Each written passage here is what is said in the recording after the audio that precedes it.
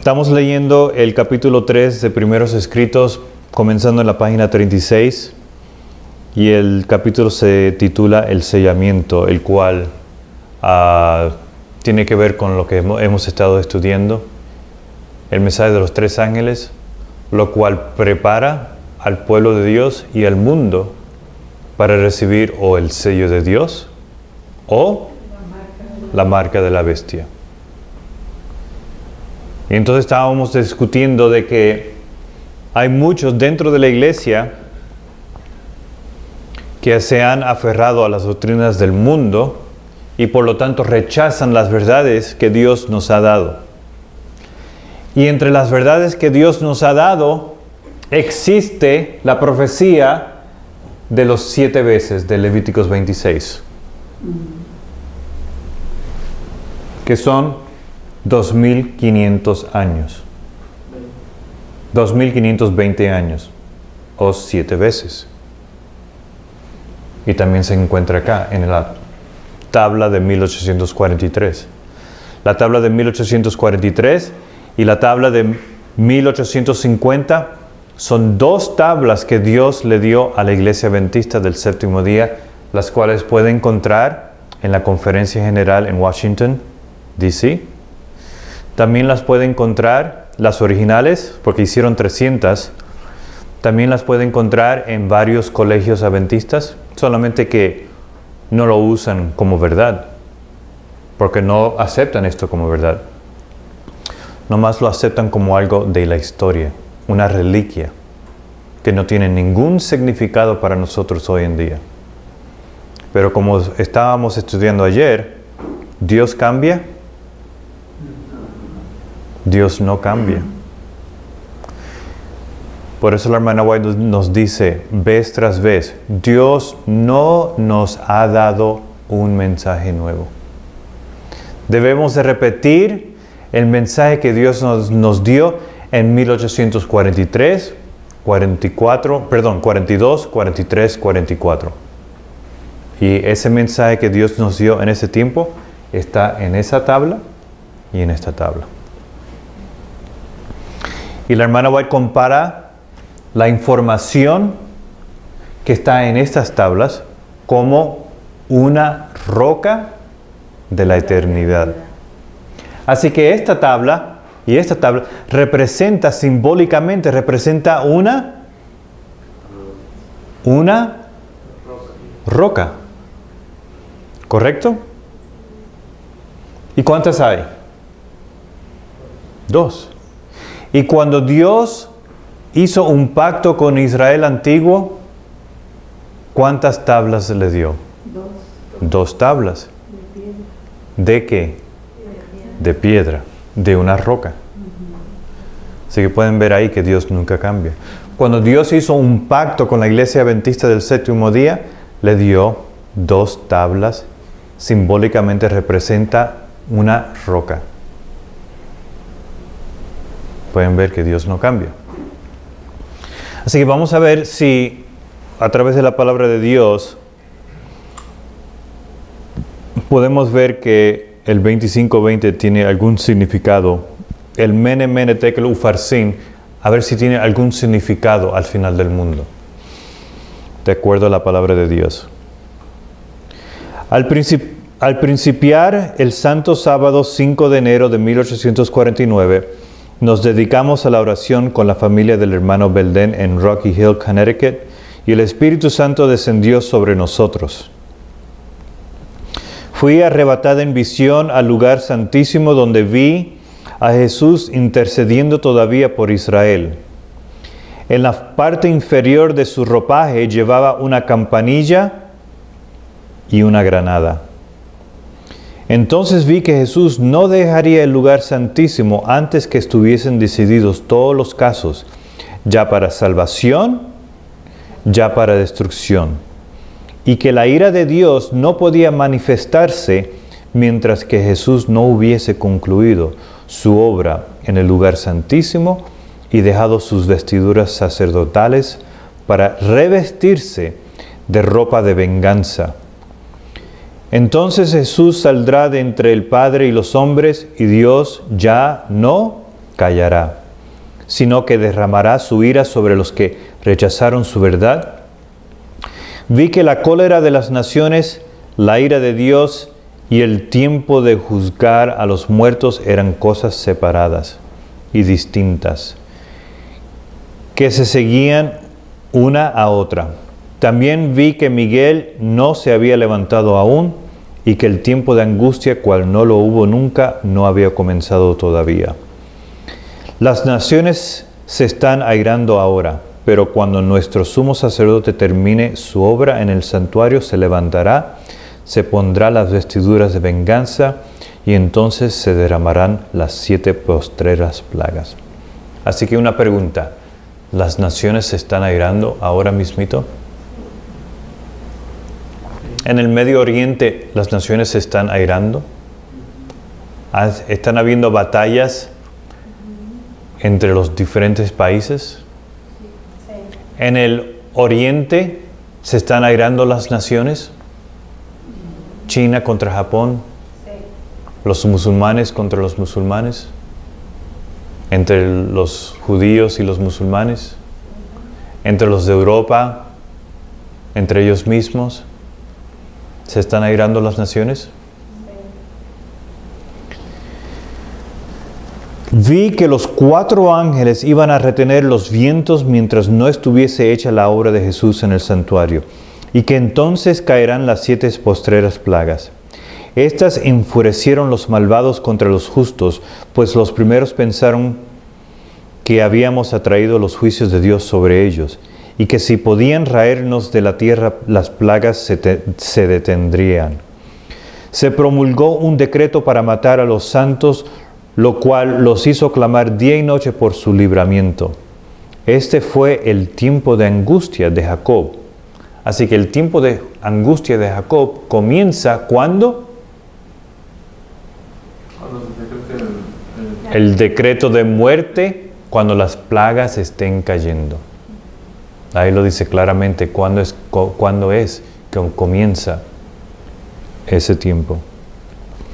Entonces todos los santos clamaron en angustia de ánimo y fueron libertados por la voz de Dios. Los 144,000 triunfaron. Sus rostros quedaron iluminados por la gloria de Dios. Entonces se me mostró una hueste que aullaba de agonía. Noten lo que va a decir ahora. Sobre sus vestiduras estaba escrito en grandes caracteres: pesado has sido en balanza y fuiste hallado falto. ¿A qué se está refiriendo con esas palabras la hermana White? Oh Dios. Amene, mene, tekel, ufarsin. O sea que al final del mundo, noten lo que vamos a terminar de leerlo. Pesado has sido en balanza y fuiste hallado falto. Pregunté acerca de quiénes formaban esta hueste. El ángel me dijo: estos son los que una vez guardaron el sábado y lo abandonaron. ¿Quiénes son los que guardaron el sábado y lo abandonaron? El pueblo de Dios. ¿Quién es el pueblo hoy en día que se supone que esté guardando el sábado? La iglesia adventista. Del séptimo día, ¿verdad que sí? Los oí clamar en alta voz: creímos en tu venida y lo proclamamos con energía. ¿No es eso lo que hace la iglesia? La segunda venida de Cristo ya viene, ¿verdad que sí? Pero ¿qué es lo que dice Isaías 29? La iglesia se acerca con su ¿verdad que sí? Pero su corazón está lejos. ¿Por qué? Porque no cree en las doctrinas que Él estableció. Dicen que le aman, pero rechazan las verdades que Él nos dio como pueblo. Y mientras creímos en tu venida y la proclamamos con energía, Y mientras hablaban, sus miradas caían sobre sus vestiduras, veían lo escrito y prorrumpían en llanto. Vi que habían bebido de las aguas profundas y hollado el residuo con los pies pisoteando el sábado, y que por esto habían sido pesados en la balanza y hallados falta. Entonces el ángel que me acompañaba dirigió de nuevo mi atención a la ciudad, donde vi 4 ángeles que volaban hacia la puerta. Estaban presentando la tarjeta de oro al ángel de la puerta cuando vi a otro ángel que volando raudamente venía desde la dirección de donde procedía la excelsa gloria y clamaba en alta voz a los demás ángeles mientras agitaba algo del alto abajo con la mano. Le pregunté a mi guía qué significaba aquello y me respondió que por el momento yo no podía ver más, pero que muy pronto me explicaría el significado de todas aquellas cosas que veía. El sábado por la tarde enfermó uno de nuestros miembros y solicitó oraciones para recobrar la salud. Todos nos unimos en súplica al médico que nunca perdió un caso. Y mientras el poder curativo bajaba a sanar al enfermo, el Espíritu descendió sobre mí y fue arrebatada en visión. Vi 4 ángeles que habían de hacer una labor en la tierra y andaban en vías de realizarla. Jesús vestía ropas sacerdotales, miró compasivamente el pueblo remanente y alzando las manos clamó con voz de profunda compasión: mi sangre, Padre, mi sangre, mi sangre, mi sangre. Entonces vi que Dios, sentado en el gran trono blanco, salía una luz en extremo refulgente que derramaba sus rayos alrededor de Jesús.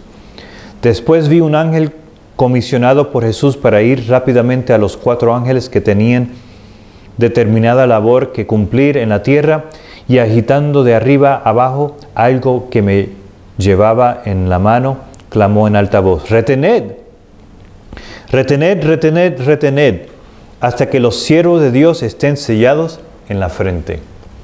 ¿Qué es lo que está ocurriendo ahora mismito? El sellamiento. ¿Y qué es lo que Dios está diciendo en el lugar santísimo? Mi sangre, mi sangre. Y entonces el Padre da la orden a un ángel, a los 4 ángeles. ¿Y qué es lo que le dice a los 4 ángeles? Retened los 4 vientos. ¿Y qué son los 4 vientos? Eso lo hemos estudiado previamente. ¿Qué son los 4 vientos? Guerra, sí, pero ¿qué más? Son la manifestación de cuando se aleja el Espíritu Santo de la tierra, entonces ya... Vamos a poner en pausa aquí. Creo que lo tengo aquí. A ver. Ahí está el 4 vientos. Sí, miren lo que dice aquí.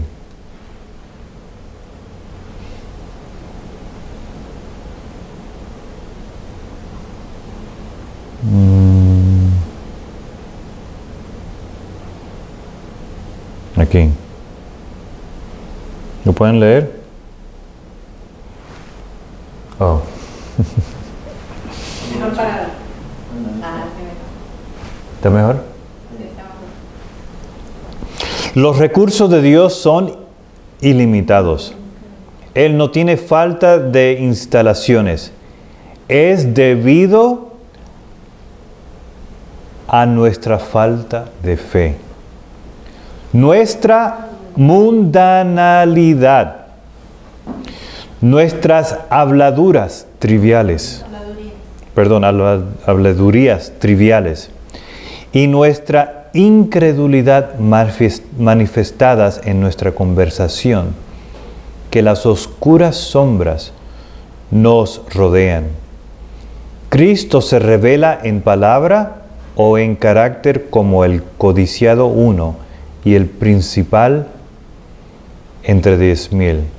Cuando el alma se contenta con elevarse a la vanidad, el Espíritu del Señor puede hacer poco por ella.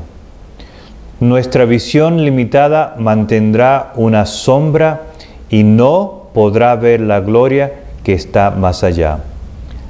Ángeles están deteniendo los 4 vientos, representados como un caballo airado, buscando cómo desatarse y precipitar sobre la faz de la tierra, llevando destrucción y muerte en su camino. Así que, ¿qué son los 4 vientos? Destrucción y muerte. Están representados como ¿qué? Caballo airado. Un caballo airado. Y cuando Dios decidió usar el símbolo de un caballo airado en las tablas, ¿cómo lo representó? Los musulmanes. Los maometanos.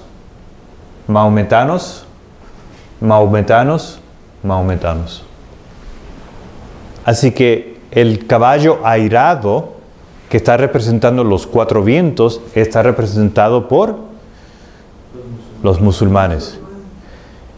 Y ellos están siendo detenidos porque ¿qué es lo que los musulmanes van a cumplir en la profecía? Traen muerte y destrucción. ¿No es eso lo que ellos traen?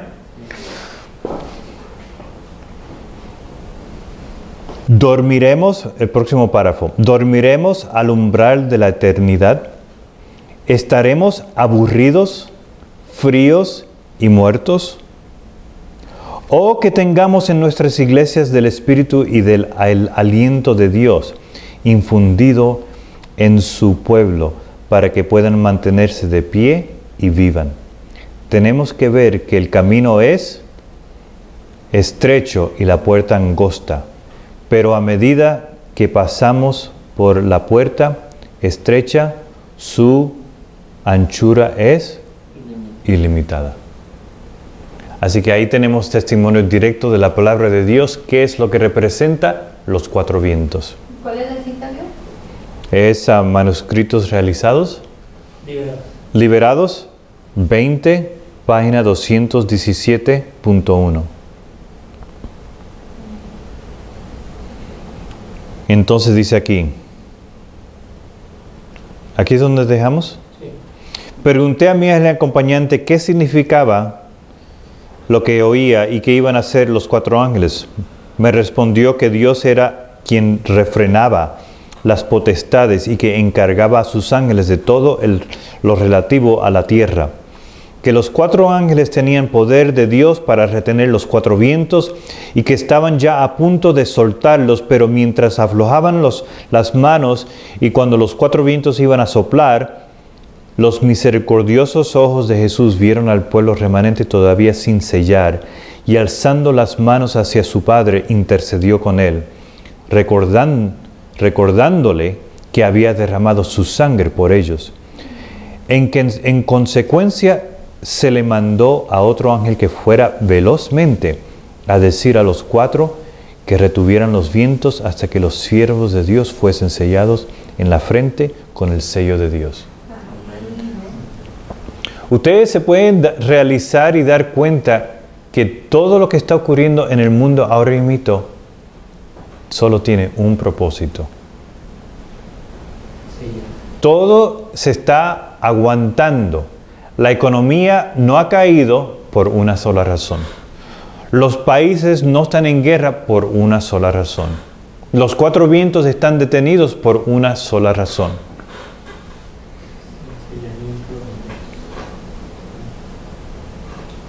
Para que los siervos de Dios sean sellados. ¿Y qué es lo que nos está aguantando ser sellados? Porque preferimos mantenernos en las cosas del mundo. Eso es lo único que está aguantando que llegue el fin. Es lo único. Así que cuando nos demos cuenta de lo que está ocurriendo ahora mismo en el cielo y aquí en la tierra, porque Dios quiere que todos sus hijos estén. Exactamente. Pero ¿cuál es el problema? El problema somos nosotros. Somos nosotros el problema. Dios está listo para regresar, pero estamos aguantando el proceso de sellamiento. ¿Y por qué? Porque no pasamos por el proceso de purificación y transformación. Correcto. ¿Ok? Así que ponlo en pausa un momentito para... Vamos a leer Habacuc 2 del 1 al 4. Habacuc 2 del 1 al 4. Habacuc antes de Sofonías y después de Nahum. Después de Nahum y antes de Sofonías.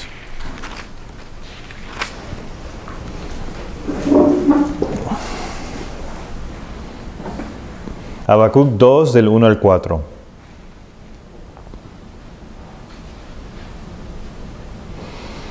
Y dice así: sobre mi guarda estaré y sobre la fortaleza estaré firme y velaré para ver qué habrá de decirme y qué habré de responder cuando yo sea reprendido. Nosotros vamos a ser reprendidos al final del mundo y Dios nos va a decir qué es lo que tenemos que decir. ¿Y qué es lo que dice aquí? Y Jehová me respondió y dijo: escribe la visión y declárala en tablas para que corra el que leyere en ella. ¿Cuántas visiones hay que escribir en la tabla? 2. No, ¿cuántas visiones? Una visión. ¿La palabra visión es singular o plural? Singular. Es singular. Escribe la visión y declárala en tablas. ¿Tablas es singular o plural? Plural. Plural. Así que aquí tenemos una tabla y aquí tenemos una segunda tabla. Es plural. Hay 2 tablas. ¿Correcto? ¿Cuántas visiones hay en esta tabla? ¿Cuántas visiones hay en esta tabla? Es la misma visión. ¿Qué tiene de diferencia entre esta tabla y esta tabla? Está bien, pero el error fue parte del diseño. Porque noten lo que dice aquí. Aunque la visión tardara aún por tiempo, mas al fin hablará. El error que se encuentra en esta tabla es que iba a tardar. Porque ellos se equivocaron con el año y por eso tardó un poquito. Hubo una tardanza. Y entonces vino la corrección y cuando ellos lo corrigieron, pusieron 1844. ¿Correcto? Y dice así: aunque la visión tardará aún por tiempo, mas al fin hablará y no mentirá. Así que estas tablas tienen la posibilidad de tener mentiras. Ahí dice, la palabra de Dios dice que no mentirá. Aunque se tardare, espéralo, que sin duda vendrá, no tardará. He aquí, se enorgullece aquel cuya alma no es recta en él, mas el justo por su fe vivirá. Así que si uno se va en contra, si uno se enorgullece, igual que lo hizo Nabucodonosor, igual que lo hizo Belsasar, ¿qué pasa con uno? Recibe la ira de Dios, y la ira de Dios son las 7 veces. Pero aquel más el justo por su fe vivirá.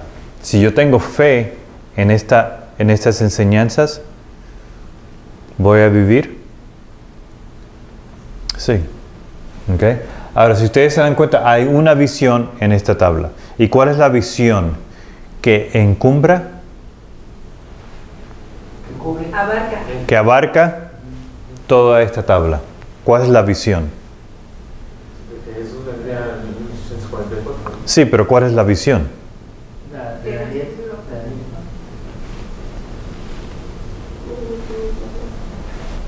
Esta visión, ¿cómo se dice? Es broken down. Tiene partes. Está fragmentada. Se divide en partes. O sea que esta profecía, ¿conocen de esta profecía? ¿Cuántos conocen esta profecía? Esta profecía es parte de esta, ¿correcto? ¿Cuántos conocen esta profecía? Esta profecía es parte de esta, es la mitad.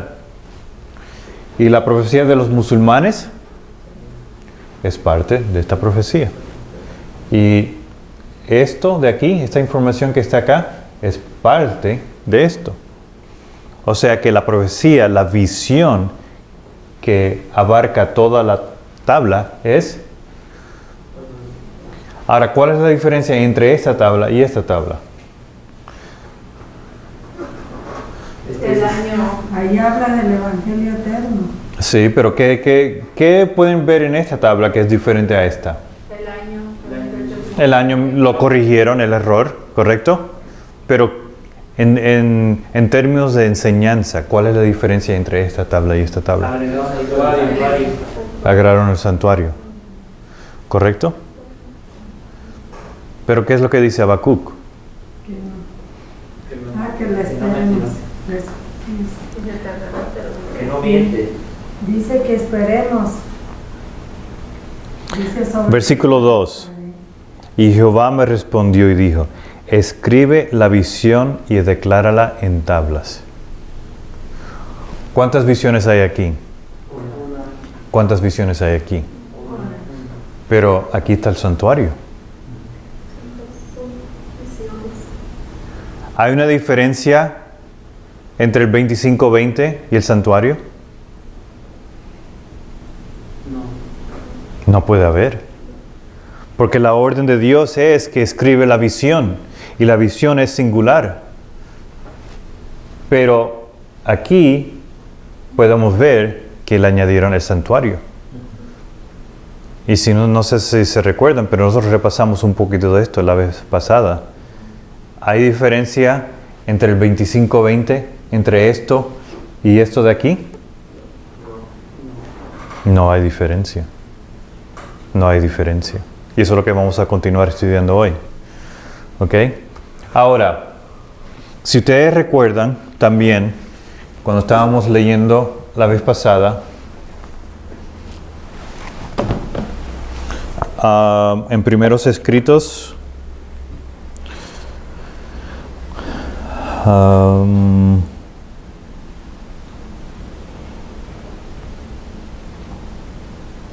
no tienen Primeros Escritos aquí. Nomás voy a leer una porción pequeñita, no va a ser mucho. Noten lo que dice aquí en la página 14. Voy a comenzar en la página 14 de Primeros Escritos. Mientras estaba orando ante el altar de la familia, el Espíritu Santo descendió sobre mí y me pareció que me elevaba más y más, muy por encima del tenebroso mundo. Miré hacia la tierra para buscar el pueblo adventista, pero no lo hallé en parte alguna. Y entonces una voz me dijo, vuelve a mirar un poco más arriba. Alcé los ojos y vi un sendero recto y angosto trazado por encima del mundo. El pueblo adventista andaba por el sendero en dirección a la ciudad, que se veía en su último extremo. En el comienzo del sendero, detrás de los que ya andaban, había una brillante luz que, según me dijo un ángel, era el clamor de medianoche. Esta luz brillaba a todo lo largo del sendero y alumbraba los pies de los caminantes para que no tropezaran. Ahora, yo quiero que se den cuenta. ¿Cuándo ocurrió el clamor de medianoche? 1844.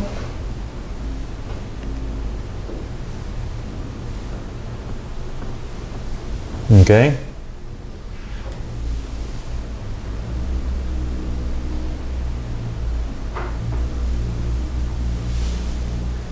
Aquí. En el verano, esto fue en el otoño, ¿verdad que sí? En octubre. 22. ¿Qué ocurrió en octubre 22 de 1844? El chasco, ¿correcto? ¿Qué es lo que los mileritas o el pueblo de Dios no entendía? Que Jesús iba a pasar del lugar santo al lugar santísimo. Correcto. Pero ellos habían cometido un error en el año 43 y por lo tanto en agosto, voy a poner aquí, creo que era 12 al 17, en el campamento de Exeter, el clamor de medianoche fue dado por el hermano Samuel Snow. ¿Ok? ¿Cuántos sabían eso? ¿Ok? Eso lo pueden leer.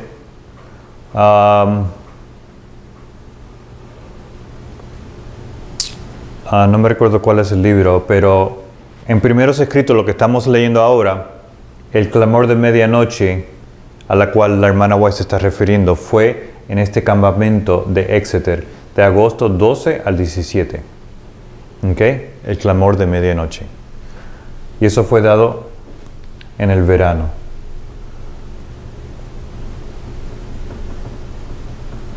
Ahora nosotros podemos ver que en el sermón de Samuel Snow, ellos corrigieron el error de esta tabla, que los apuntaba al año 1843. Como pueden ver aquí y acá abajo, esta tabla los apuntaba a esta fecha, a este año. Pero en el clamor de medianoche corrigieron esta fecha y se dieron cuenta que era 1844. Habían mal calculado el año 0 y por lo tanto le faltaba un año por el año 0, porque hay que contar el año 0. Entonces pudieron ver su error, y eso también lo pueden ver en la página, en Primeros Escritos, página 267, creo. Bueno, después se lo busco. En la próxima estudio se lo doy. Entonces lo corrigieron acá en 1844. ¿Ok? Ahora, la hermana White nos acaba de decir que esta información que Dios dio en el clamor de medianoche, vamos a ver cuál es el propósito de esa información. ¿Ok? Y dice así: en el comienzo del sendero, detrás de los que ya andaban, había una brillante luz, que según me dijo un ángel, era el clamor de medianoche. La luz que alumbraba al pueblo adventista del séptimo día era el clamor de medianoche. Esta luz brillaba a todo lo largo del sendero y alumbraba los pies de los caminantes para que no tropezaran.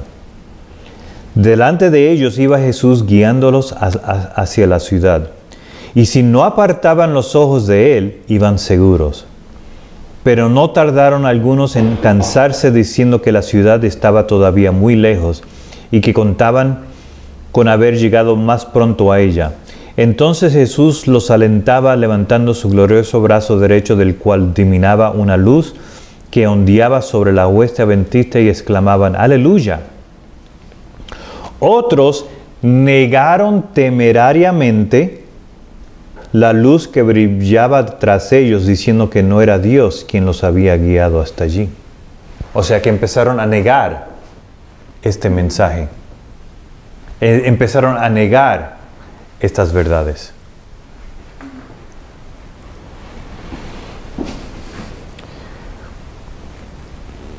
Pero entonces se extinguió para ellos la luz que estaba detrás y dejó sus pies en tinieblas, de modo que tropezaron y perdieron de vista el blanco y a Jesús. Cayeron fuera del sendero abajo en el mundo sobrio y perverso. Pronto oímos la voz de Dios semejante al ruido de muchas aguas, que nos anunció el día y la hora de la venida de Jesús. Así que Si yo decido rechazar la información de la medianoche, ¿qué pasa conmigo? Me voy a perder. Caigo al mundo pecaminoso y no llego a la santa ciudad. Así que esta luz es importante. Ahora, ya nosotros hemos repasado esto. ¿Cuál es la información que esta luz provee para nosotros hasta llegar al cielo? ¿Cuál es esta luz que Dios proveó por el hermano Samuel Snow en este campamento, el clamor de medianoche? ¿De qué se trata esa luz? Correcto, pero ¿qué es? ¿Cuál es el tema del sermón? El Evangelio eterno.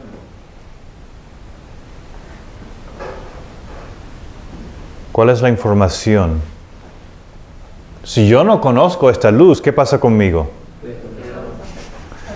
Así que es de importancia para nosotros entender cuál es esta luz. Así que ya lo repasamos una vez, así que ¿cuál es esta luz que Dios nos dio? La cual previene el pueblo de Dios tropezar.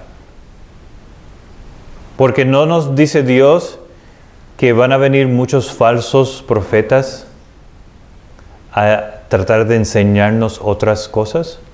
No es cuando Dios les declara a unos hermanos que Jesús iba a venir en ese año, pero ellos no entendieron sino que Jesús iba a pasar del lugar santo al lugar santísimo. Sí, pero eso fue el chasco de 1844, octubre 22. Pero esta información fue dada previa a eso. Es el mensaje del primero y del segundo. Sí, correcto, pero ¿cuál fue el tema del sermón? Eso es lo que estoy preguntando. Si no mal recuerdan, el tema de ese sermón eran los 6,000 años,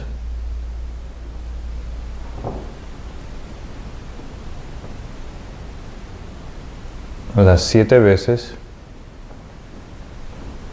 de los judíos, las 70 semanas,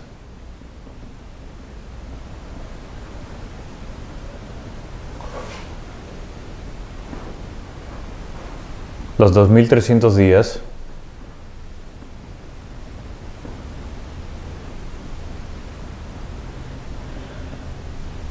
y tipos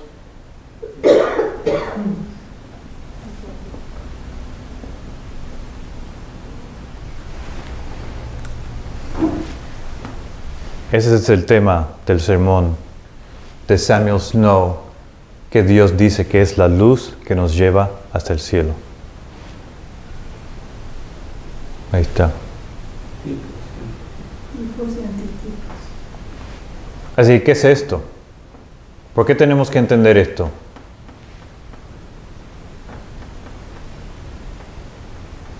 Ya esto nos está diciendo que ya estamos en el fin, ¿verdad que sí? ¿Y esto? Es la ira de Dios, ¿no? Como estudiamos esta mañana. ¿Y esto? ¿Qué es lo que esto y esto nos está diciendo?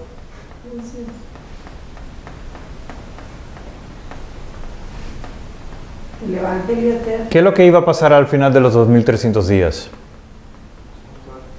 El santuario iba a ser purificado. El santuario iba a ser purificado. ¿Y quiénes somos nosotros, tú y yo? ¿Qué somos nosotros? ¿No somos el santuario y el templo de Dios? ¿Verdad que sí? ¿Y los tipos y antitipos qué son? ¿Para qué Dios usaba los tipos y antitipos? Como un testimonio. Para ilustrar. Eran profecías. Las profecías, ¿verdad? Porque los sacrificios, el sistema de sacrificio del santuario era un tipo y antitipo. ¿Correcto? ¿Cuál era el tipo? Lo que se hacía aquí en la tierra. ¿Cómo? Lo que se hacía aquí en la tierra, ¿no? Sí, pero ¿cuál era el tipo? Sí, entonces, ¿cuál era el tipo en el santuario? ¿Cuál era el tipo que significaba el antitipo? El cordero. El cordero se sacrificaba y eso representaba a Cristo en el antitipo. Tipo, antitipo. ¿Correcto? También el tabernáculo que se utilizaba. Ujú. Era el templo de Dios en el cielo. Exactamente. Y nosotros somos un tipo de ese también, porque Dios quiere morar dentro de nosotros. ¿Correcto? Así que estos son los temas que Dios ha indicado a través de su palabra. De alguna manera, esto representa luz que nos va a llevar hasta el cielo. Satanás está tratando de hacer todo lo posible para destruir esto. Pero Dios nos da información diciendo que, miren, esta información es luz. Y esta luz nos lleva hasta el cielo. Así que Dios nos está dando warnings, advertencias. Miren, no abandonen esta verdad. Esta es la verdad que yo les he dado. Estudien esto. Esta luz, esta información nos lleva al cielo. Porque va a venir hombres y le va a decir, miren, no tienen que estudiar esto. Olvídense de todo esto. ¿Verdad que sí? Esto de aquí, las 70 semanas, ¿cómo se calculaba eso? Sí, pero ¿cómo se llegó a las 70 semanas? Con el decreto de... ¿Cómo se llegaba a los 2300 días? ¿Cómo se llegaba a las 7 veces? ¿Cómo se llegó a los 6000 años? Esos son todos temas que cubrimos la última vez. Por ejemplo, las 70 semanas, ¿cómo se llega a las 70 semanas? Por los días que no dejaban reposar la tierra. Vamos a leer. Vamos a ir a Daniel capítulo 9.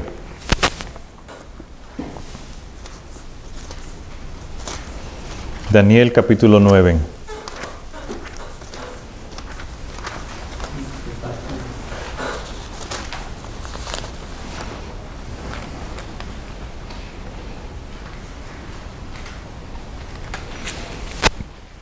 Daniel capítulo 9, vamos a leer.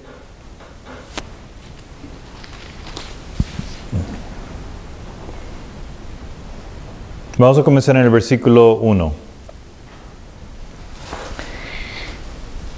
En el año primero de Darío, hijo de Asuero, de la nación de los Medos, el cual fue puesto por rey sobre el reino de los Caldeos, en el año primero de su reinado, yo Daniel miré atentamente en los libros el número de los años, del cual habló Jehová al profeta Jeremías, que había de concluir la asolación de Jerusalén en 70 años. Ahora, ¿de dónde sale eso? ¿De dónde salen los 70 años que Jerusalén iba a ser desolado? Vamos a tener que repasar esto de nuevo porque se les ha ido. ¿Por qué eran 70 años que Israel iba a ser desolado? Esto es muy importante entender. Esto llega al corazón de quiénes somos nosotros. Y si nosotros no sabemos esto, ¿cómo? Abandonaron a Dios Sí, y abrazaron ídolos falsos y costumbres paganas. precisamente. Pero ¿de dónde salen los 70 años? En la maldición de Moisés, de los años que no dejaban reposar Que la no tierra. guardaron. Exactamente, precisamente. Cuando Dios hizo un pacto con Israel antiguo en el monte Sinaí, ¿qué fue lo que le dijo? Que oyeran su voz. Que 6 años iban a trabajar la tierra y por cada 7 iban a dejar reposar uno. Exactamente. Un año. Un año, cada 7 años iban a guardar Dios le había dado la promesa de que iban a tener la tierra prometida, ¿verdad que sí? Y en esa tierra prometida, Él iba a protegerlos, a cuidarlos y a proveer por ellos. Pero ellos eran responsables por cuidar la tierra, ¿verdad que sí? 6 años iban a trabajar la tierra y en el 7º año, ¿qué es lo que tenían que hacer? Iban a dejar que la tierra descansara. ¿Dónde fue que Dios nos dio la responsabilidad de la tierra? Desde el Edén. Desde el capítulo 1, Dios dio a Adán la responsabilidad de la tierra. De igual manera, cuando Dios hizo un pacto con Israel antiguo, también le dio la responsabilidad de la tierra. ¿Correcto? Ahora, Israel antiguo le dio oportunidad que la tierra descansara. No. ¿Por qué no? Por la avaricia y el deseo de tener más, ¿no? ¿Por qué Israel no permitió que la tierra descansara? Pues se contaminó con las costumbres del mundo. Sí. ¿Y cómo fue que ocurrió eso? Vivió 70 años en Babilonia. Sí, pero ¿por qué Contaminaron de sus costumbres ellos. los judíos, los israelitas llegan a la tierra prometida? ¿Verdad? Se dividen la tierra. Empiezan a labrar, trabajar la tierra. Crecen sus frutos, tienen de qué comer, los enemigos se mantienen afuera. Pero ¿qué pasa? ¿Qué pasó en la historia de los judíos que ya no dejaron descansar la tierra? Vamos a ir a 1 de Samuel capítulo 8. 1 de Samuel capítulo 8.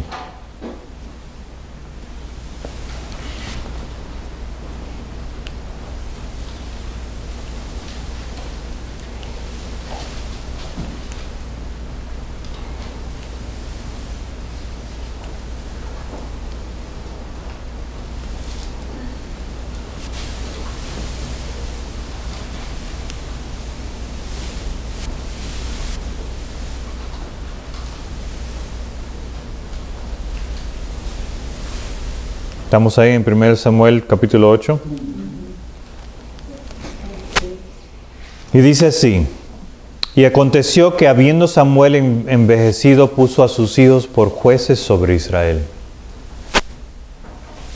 Samuel le había dado responsabilidades a sus hijos. ¿Y sus hijos cumplieron con sus responsabilidades? Lo engañaron, ¿verdad que sí? ¿Y no es eso lo que pasa hoy en día? Los hijos se van por el mundo y deshonran a sus padres y a Dios mismo. Es así, la historia siempre se repite. Y el nombre de su hijo primogénito fue Joel, y el nombre del segundo Abías. Estos fueron jueces en Beersheba. Mas sus hijos no anduvieron por sus caminos. Antes se desviaron tras la avaricia, recibiendo cohecho y pervirtiendo el derecho. Entonces todos los ancianos de Israel se juntaron y vinieron a Samuel en Ramá. Y le dijeron: he aquí, tú has envejecido y tus hijos no van por tus caminos.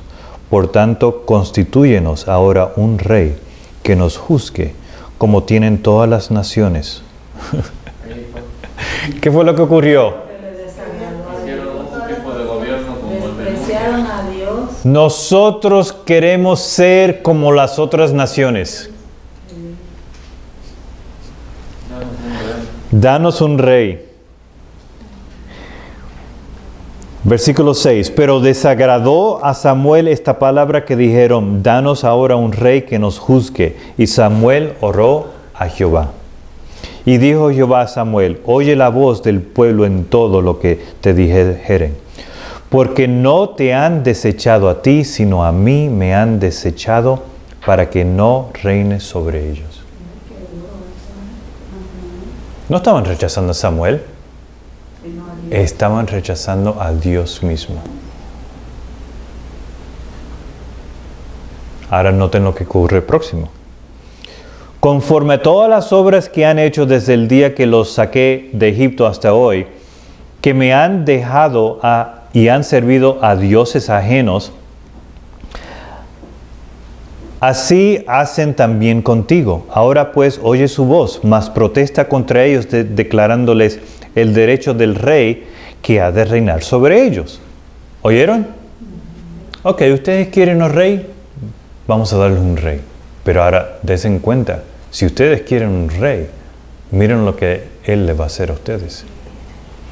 Y dijo Samuel todas las palabras que de Jehová al pueblo, que de Jehová al pueblo que le había pedido rey.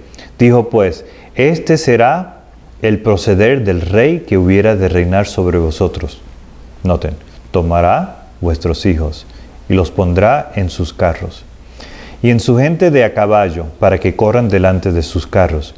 E elegirá capitanes de 1000 y capitanes de 50 y los pondrá que aren sus campos y recojan sus cosechas y a que forjen sus armas de guerra y los pertrechos de sus carros, y tomará a vuestras hijas para que sean perfumistas, cocineras y panaderas. Asimismo tomará lo mejor de vuestras tierras.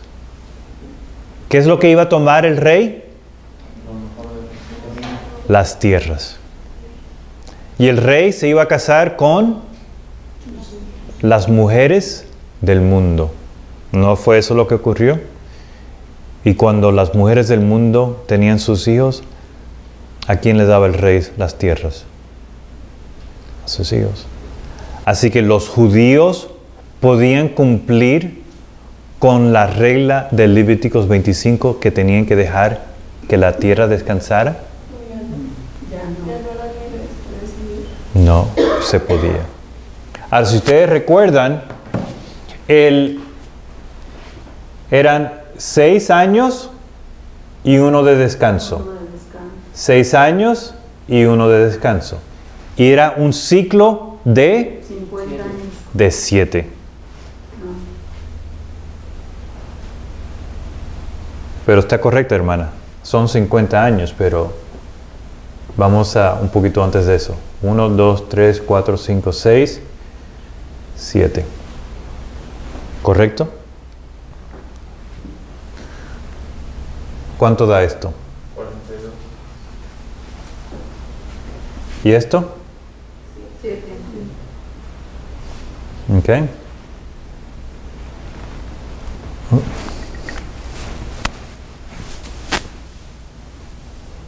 Vamos a dejar eso ahí.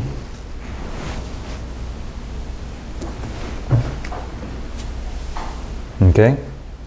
Ahora 42 más 7. 49.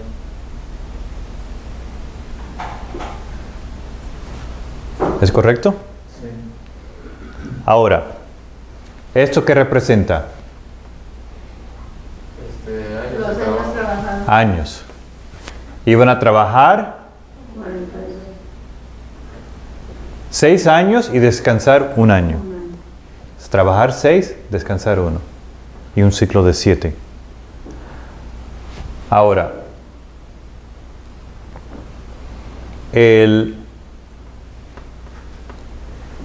los reyes comenzaron con ¿cuál? ¿Cuál fue el primer rey? Saúl. El primer rey fue Saúl. ¿Y el último rey? Sedequías.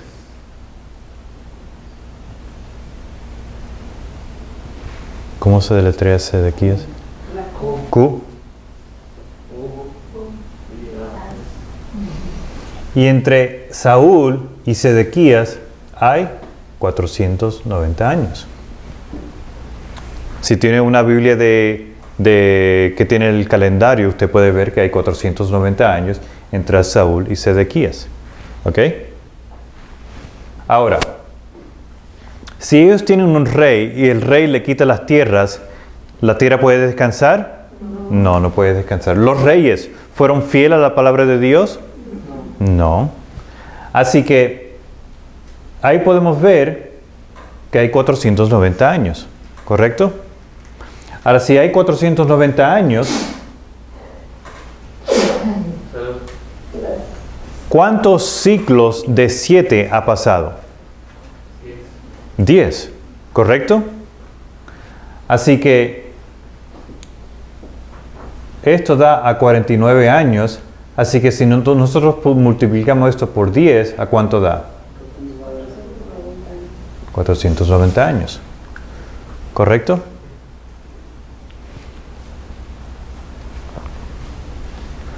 Y eso es el tiempo que los reyes iban a reinar. Tienes unas 70 semanas. ¿Cómo? Esas son las 70 semanas. No, pero ahora noten. ¿Qué es lo que dice la profecía de los 70 años que estábamos leyendo en Daniel capítulo 9? Vamos a leer Daniel capítulo 9 ahora. Ahora que entendemos esto, ahora vamos a regresar a Daniel capítulo 9. Daniel capítulo 9.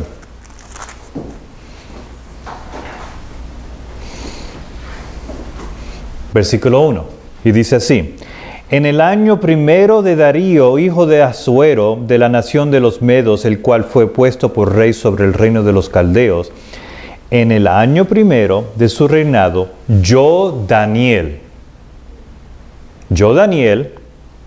miré atentamente en los libros el número de los años del cual habló Jehová al profeta Jeremías, que había de concluir la asolación de Jerusalén en 70 años. En 70 años. ¿Ok? O sea que el país, la tierra, tenía de que descansar 70 años. ¿Correcto? Si la tierra tiene que descansarte 70 años, ¿por qué? Vamos a ir a Esdra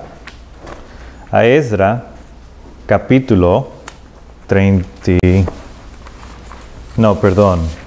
Segunda de Crónicas, capítulo 36. ¿Capítulo qué? Segunda. 36. Segunda de Crónicas, que es el libro antes de Esdra. Segunda de Crónicas, capítulo 36, y vamos a leer el versículo 21. 21.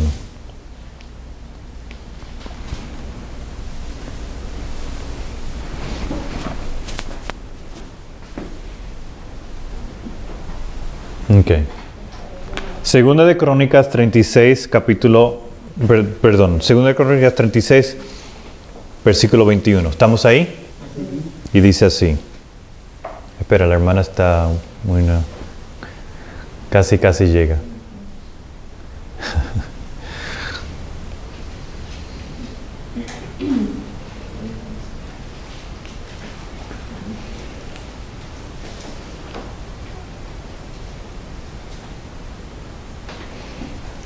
Ok, noten lo que dice aquí.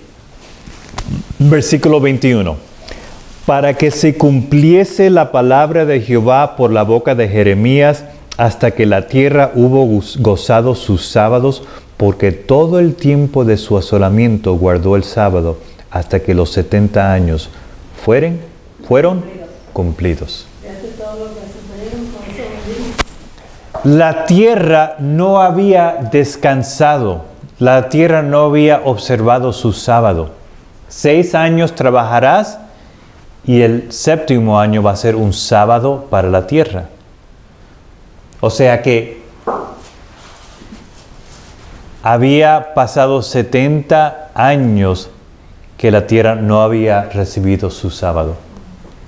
¿Correcto? Así que si la tierra no ha recibido 70 años de este sábado, ¿por cuánto tiempo la tierra no descansó? ¿Por cuánto tiempo fue el total? 490 años, que fue el tiempo que los reyes estaban reinando. ¿Entienden? Pidieron un rey. la tierra no descansa. Por lo tanto, viene la maldición. ¿Correcto? Ahora, ¿cuál es la maldición? ¿Las 7 plagas? No, porque eso es al final del mundo. Son los 70 años. No. Noten. Recuerden, todo esto que yo les estoy hablando aquí, vamos a leerlo para que lo vean.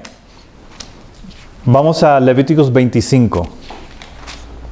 Para que vean precisamente de dónde están saliendo estos números que estoy poniendo ahí en la tabla. Noten lo que dice aquí. 25, versículo 1.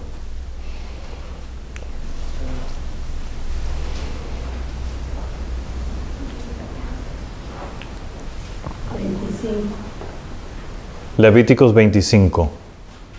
Levíticos 25. ¿Estamos ahí? Sí. Ok, dice así. Y Jehová habló a Moisés en el monte de Sinaí diciendo, habla a los hijos de Israel y diles, cuando hubieres entrado en la tierra que yo os doy, la tierra guardará sábado a Jehová. 6 años sembrarás tu tierra y 6 años podarás tu viña y recogerás sus frutos. Y el 7º año la tierra tendrá sábado de reposo, sábado a Jehová. No sembrarás tu tierra ni podarás tu viña. Lo que de suyo naciere en tu tierra segada, no la segarás. Y las uvas de tu viñedo no vendimarás.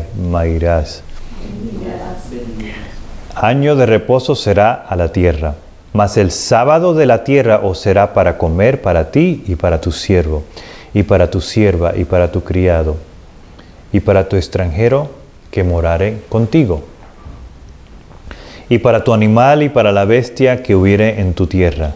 Todo el fruto de ella será para comer, y te has de contar 7 semanas de años, 7 veces 7 años, de modo que los días de los 7 semanas de años vendrán y hacerte 49 años. ¿Ok? Entonces ahí podemos ver este ciclo de 7 años. Trabajan. Ahora, lo que la hermana estaba hablando es que en el año 50 era un año de júbilo.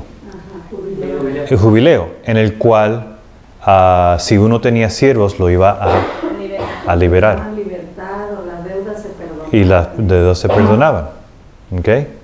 Pero no vamos a enfocar en esa parte del estudio, vamos a enfocar en esto porque de aquí surge la profecía de los 70 años, de los 2300 y del 2520. Ahora noten. Así que ¿vieron de dónde salen estos números? Un ciclo de 7, trabajan 6, descansa 1. 6, 1, 6, 1, 6, 1. ¿Correcto? Ahora,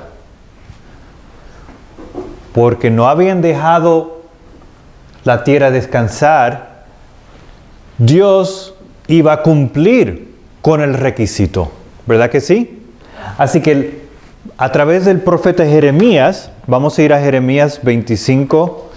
Jeremías 25.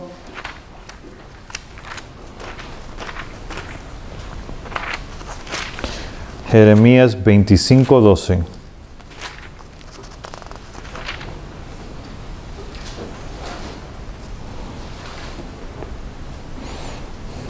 Y esto es lo que estaba estudiando Daniel.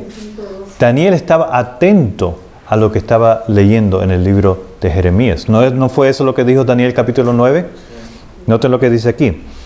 Y será que cuando fueren cumplidos los 70 años, castigaré al rey de Babilonia y aquella nación por su maldad, dice Jehová, y sobre la tierra de los caldeos, y la convertiré en desiertos para siempre. 25:12. Ahora, ¿no se cumple la palabra de Dios? ¿Dónde está Babilonia? ¿Qué es lo que hay hoy en día? Un desierto. Un desierto. ¿Ok? Así que siempre se cumple la palabra de Dios. Ahora, noten. 70 años. ¿Para qué? Para que la tierra descanse. ¿Por qué? Porque el pueblo se había alejado de Dios y había pedido reyes. Y porque ellos habían pedido reyes, cae sobre ellos ¿qué? La maldición. Porque si van a Levíticos capítulo 26, ¿qué es lo que dice capítulo 26 en los versículos 28 al 34? Si el pueblo se opone a Dios, cuando el pueblo pidió un rey, ¿el pueblo se estaba oponiendo a Dios? Sí, se estaba rebelando. Sí. Y por tanto va a caer la maldición de las 7 veces. Por no dejar descansar a la tierra y por oponerse a Dios viene la maldición, que son las 7 veces. 7 tiempos. ¿Es correcto? Así que si el pueblo no obedece y se opone a Dios, ¿cuál va a ser la maldición? 7 plagas. No, 7 años, fueron al final del mundo, porque después de 1844 ya no hay más tiempo, ¿correcto? Pero, ¿cuál es la maldición para Israel antiguo? Noten. Trabajar 6 y descansar 1. Pero ellos violaron eso, ¿verdad que sí? ¿Cuántos días hay en un año? 360. ¿Y aquí? Igual.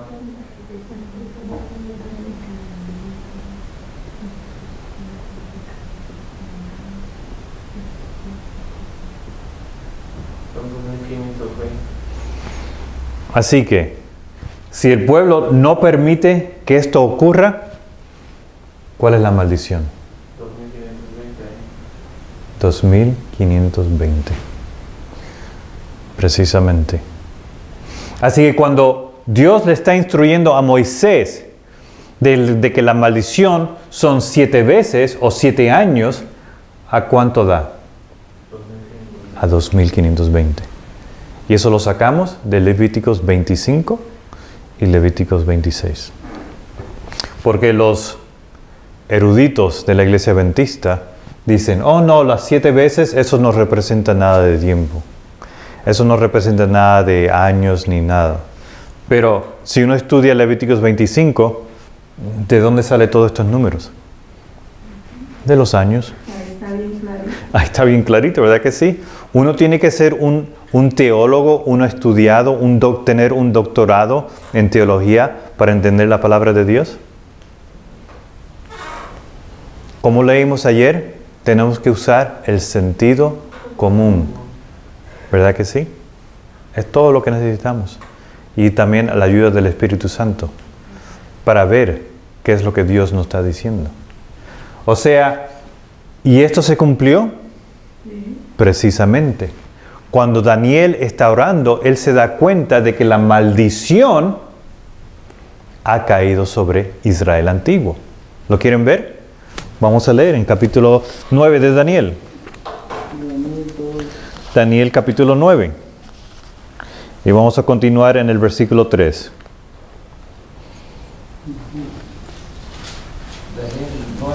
Daniel 9. Daniel 3. Vamos a comenzar en el versículo 3. Daniel 9, 3. Daniel 9, 3. ¿Estamos ahí? Y dice así, y volví mi rostro al Señor Dios, buscándole en oración y ruego, en ayuno y cilicio y ceniza. Y oré a Jehová mi Dios y confesé y dije, ahora Señor Dios grande, digno de ser temido, que guardas el pacto y la misericordia con los que te aman y guardan tus mandamientos. Hemos pecado, hemos hecho iniquidad, hemos obrado impíamente y hemos sido rebelde. Y nos hemos apartado, y nos hemos apartado de tus mandamientos y de tus juicios. No hemos obedecido a tus siervos los profetas que en tu nombre hablaron a nuestros reyes y a nuestros príncipes y a nuestros padres y a todo el pueblo de la tierra. Tuya es, Señor, la justicia y nuestra la confusión de rostro. Como sucede en el día de hoy a todo hombre de Judá y a los moradores de Jerusalén y a todo Israel, a los de cerca y a los de lejos, en todas las tierras a donde los ha echado a causa de su rebelión, con que contra ti se rebelaron. Oh Jehová, nuestra es la confusión de rostro de nuestros reyes, de nuestros príncipes y de nuestros padres, porque contra ti pecamos. Noten, ahí es contra Judá y contra Israel. ¿Por qué se refiere a los dos en términos diferentes? El pueblo había sido dividido, ¿verdad que sí? En el tiempo de Salomón. Ahora, la iglesia adventista del séptimo día está dividida. Está la conferencia y entonces están los independientes. Así que esto se refiere a los dos, a los independientes y a los de la conferencia.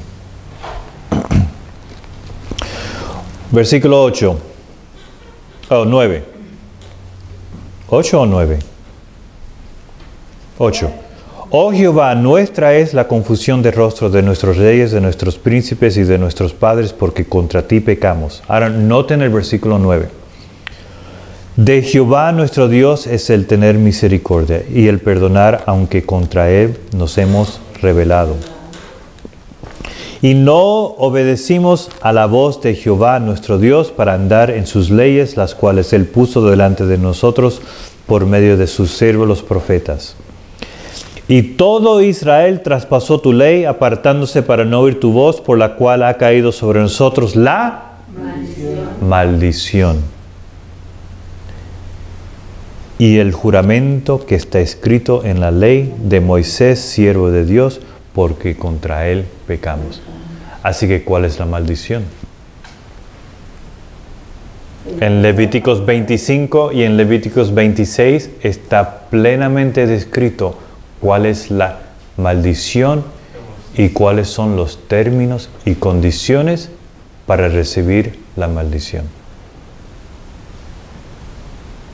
Y por lo tanto, Daniel y el pueblo de Dios se encuentran viviendo entre las bestias, porque se han opuesto, se han rebelado en contra de Dios.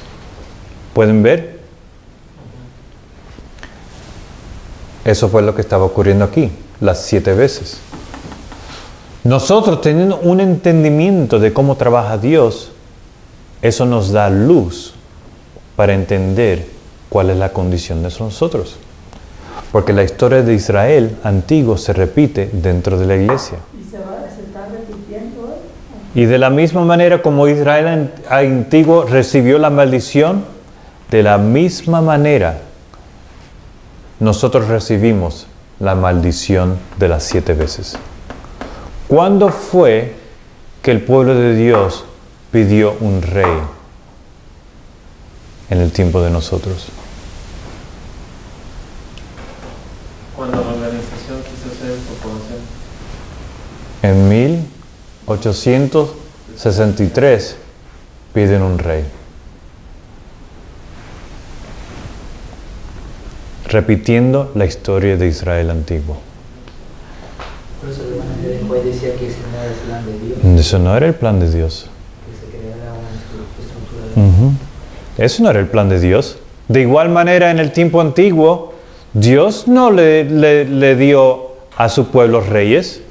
Eso fue algo que ellos pidieron. Ellos tenían jueces. Ellos tenían jueces. Eran del pueblo de ellos. Sí. Y Dios les ordenó que ellos se sujetaran a la ley de Dios, que fueran rectos, que no hubieran cohecho ni nada de eso, que juzgaran con justicia. ¿Y por cuánto tiempo los jueces reinaron? Por 490 años. ¿Qué es 490 años? 70 veces. 70 veces. Cuando los discípulos le preguntan a Jesús, ¿Cuántas veces perdona ¿Cuántas veces vamos a perdonar a nuestros hermanos? ¿Qué fue lo que le dijo a Jesús? 70 veces. ¿Cómo Jesús sabía que era 70 veces 7? Estudiaba. Y él estudió el tiempo de gracia para los reyes era 70 veces 7. El tiempo de gracia para Israel con los jueces era. Y si continuamos leyendo en el versículo 21, noten lo que dice aquí. 20, vamos a continuar en el 20. Estamos ahí, Daniel 9:20. Noten lo que dice aquí. Aún estaba yo hablando y orando y confesando mi pecado y el pecado de mi pueblo Israel, y presentaba mi súplica delante de Jehová mi Dios por el monte santo de Dios. Yo todavía estaba yo hablando en oración cuando aquel varón Gabriel, el cual había visto en visión al principio volando con presteza, me tocó como la hora del sacrificio de la tarde y me hizo entender y habló conmigo y dijo: Daniel, ahora he salido para darte sabiduría y entendimiento. Al principio de tus súplicas fue dada la orden, y yo he venido para enseñarte por qué tú eres muy amado. Entiende pues el asunto y considera la visión. 70 semanas están determinadas sobre tu pueblo y sobre tu santa ciudad.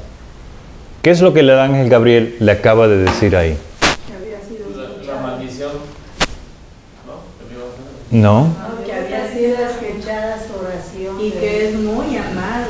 Sí, pero ¿qué es lo que le dice ahí? Noten lo que dice ahí de nuevo. 70 semanas están determinadas sobre tu pueblo y sobre tu santa ciudad. Cumplimiento de la maldición. ¿Qué es lo que le acaba de decir ahí Gabriel a Daniel?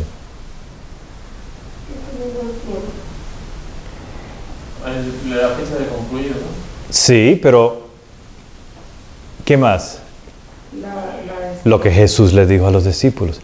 El tiempo de gracia para ustedes es 70 veces 7. Ustedes tienen 490 años, porque ese es el tiempo definido como tiempo de gracia. Eso es lo que le está diciendo.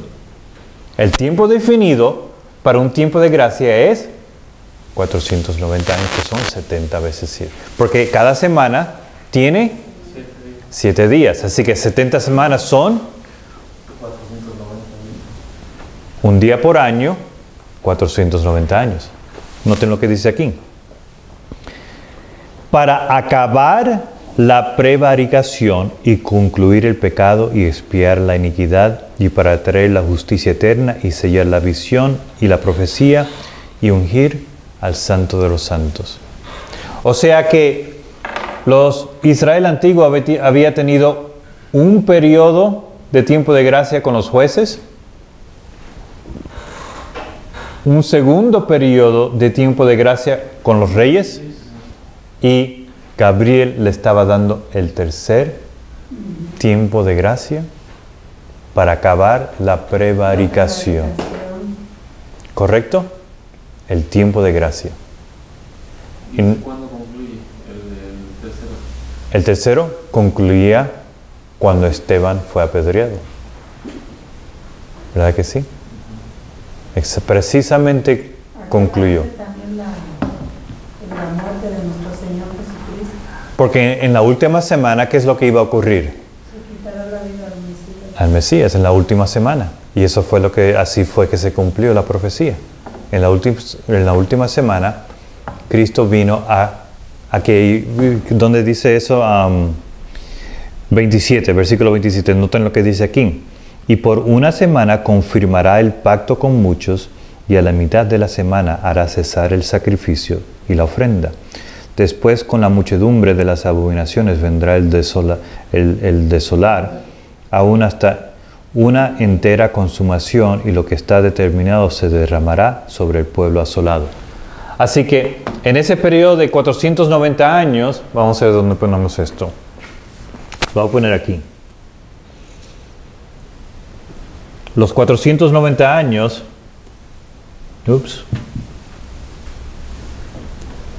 En los 490 años había una semana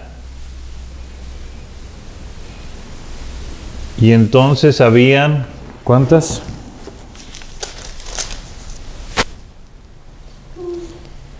la mitad de la 62 semanas y entonces había una semana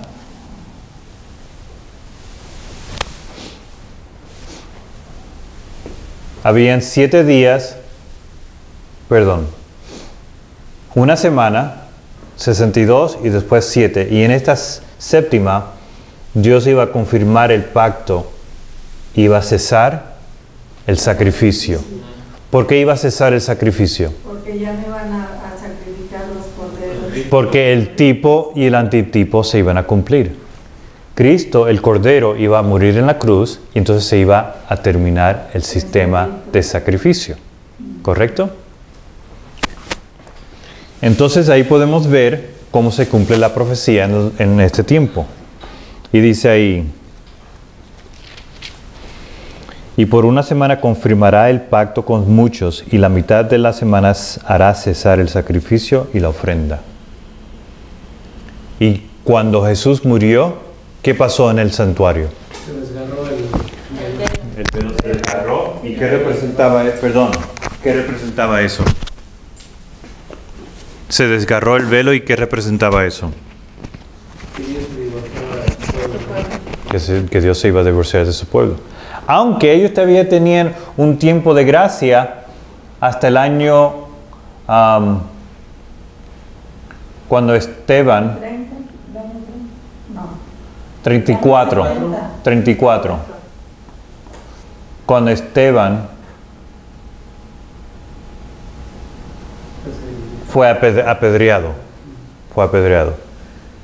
Ellos tenían hasta esa fecha.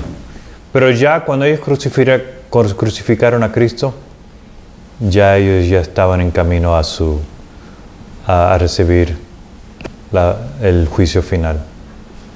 Es cuando se divorcia de su pueblo y Ay, ahí va el mensaje a los Parece antiguos. que lo es como una... Ujú. Ay, qué bonito. Sí, ustedes pueden ver cómo todo está conectado, todo está planeado precisamente como la ley de Dios y las profecías se cumplen precisamente como Él lo ha dicho. ¿Y por qué tenemos que estudiar todo esto? Porque la historia se va a repetir al pie de la letra, al pie de la letra. O sea que nosotros también, como pueblo, hemos tenido 3 oportunidades para que Dios regrese. Si ustedes leen los escritos de la hermana White, pronto después de 1844, si hubiéramos continuado con nuestro mensaje, Dios hubiera regresado. En 1888, Dios trató de derramar la lluvia tardía. 2 veces. Dios trató de regresar. En 1898. 1, 2. Ahora estamos en el tercero, en el último. En 1989 se cumple la profecía del tiempo del fin y estamos ahora en el tiempo cuando la lluvia tardía está siendo derramada. El juicio de los vivos ya comenzó y estamos en la última oportunidad para nosotros. Estamos en la tercera oportunidad de la Iglesia Adventista de recibir la lluvia tardía. Ya hubo uno después de este periodo. El segundo en 1888 y ahora estamos en el tercero. La historia siempre se repite. Y entonces, a continuación, no sé cuánto tiempo va.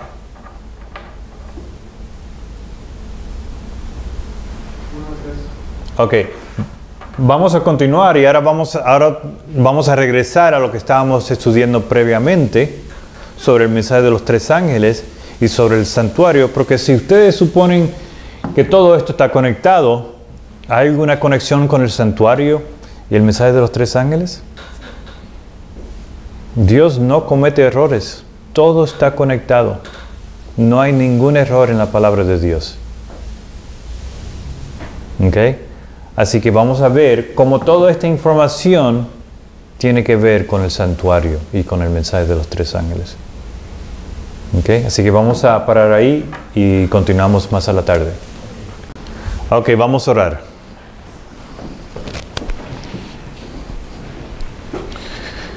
Buen Dios que estás en los cielos, santificado sea tu nombre.